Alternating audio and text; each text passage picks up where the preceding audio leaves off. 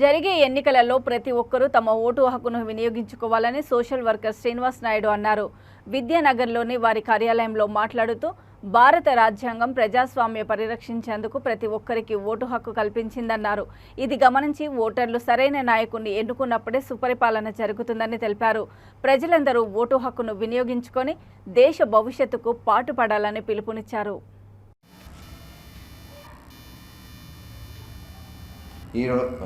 నా పేరు శ్రీనివాస్ నాయుడు. ఈరోజు 5 రాష్ట్రాలలో ఎలక్షన్లు జరుగుతున్నాయి. కావున ప్రతి ఒక్కరూ ఓటుని వినియోగించుకోవాలి.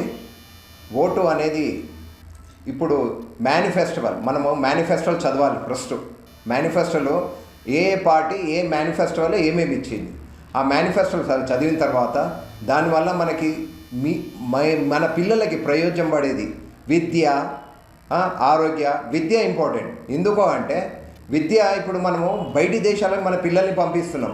అదే మన భారతదేశంలో ఇక్కడ ఉన్న ఇండస్ట్రీస్ కానీ, ఇక్కడ ఉన్న మన సాఫ్ట్వేర్ కంపెనీస్ కానీ ఇక్కడ వచ్చినాయి అనుకో, మనం పోవాల్సిన అవసరం లేదు, మన పిల్లల్ని పంపించాల్సిన అవసరం లేదు. ఈరోజు మనము పిల్లల్ని పంపించి ఎంతోమంది పేరెంట్స్ ఎంతో బాధపడుతున్నారు.